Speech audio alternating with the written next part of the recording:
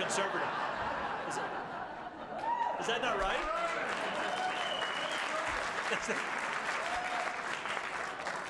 Is this not the James Dobson for President campaign?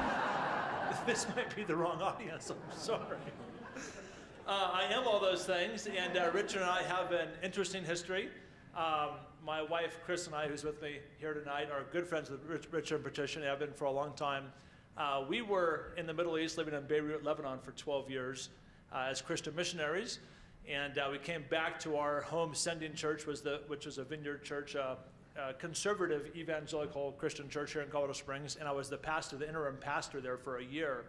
And I would prepare my Sunday morning messages, my sermons at Poor Richard's. And one day, one of his staff noticed me always over in the corner with a stack of Bibles and my computer, which, of course, Jesus had a computer and Bibles with him all the time, so we know that's how that works. And I was preparing my messages, and this your employee came over to me one day and said, what are you doing? And I said, well, I'm a pastor here in town, and I'm, we're back home from the mission field, and I know it's kind of crazy, and I'm preparing my sermons here for Sunday church. And he goes, why would you do it here? And you have to work on him a little bit, But I said, I'm not sure if you know this about Jesus or not, but Jesus was always in the places that the religious establishment who thought they owned him thought he shouldn't be. Do I need to say that again? Jesus was always in the wrong place, according to the religious leaders of his day. Is that not right? He was accused of being a friend of, somebody knows, a friend of what? Sinners. Sinners. They need a little work in their Bible trivia, Richard. I think that's a problem.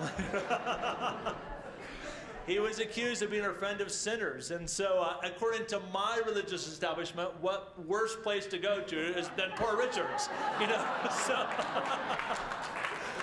and I thought, but since I'm not just a Christian, I'm actually trying to follow Jesus and actually really trying in some little way to be like him. I want to be in a place where I think Jesus would be. And that's not in a church. That would be at a place where the religious leaders who thought they owned him thought he wouldn't be, which was Poor Richard's. Are you following me? Yeah, okay. I actually like Poor Richard's.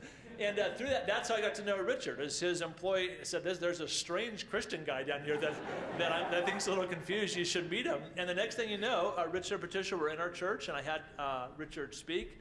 And I basically gave a talk on if we think we're reaching those people, with whatever we think we're bringing to them that they probably don't want anyway, maybe we ought to get one of them to come talk to us, which is actually quite a controversial thought. I mean, and I found out Richard hadn't been invited to give a lot of sermons in evangelical Christian churches.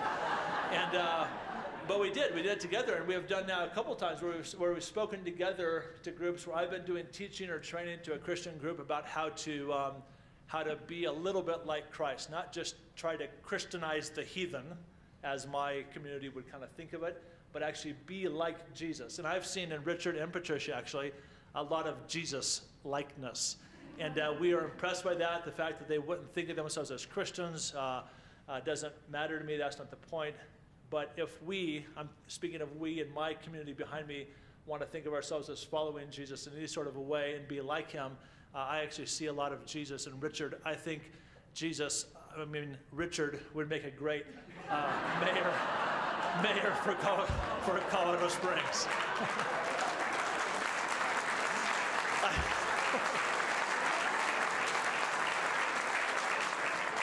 Actually, I hope that doesn't make it on the news tonight. I'm not sure if that's funny or not. I think Richard would be a great mayor for Colorado Springs, and we're rooting for you. We're rooting for you.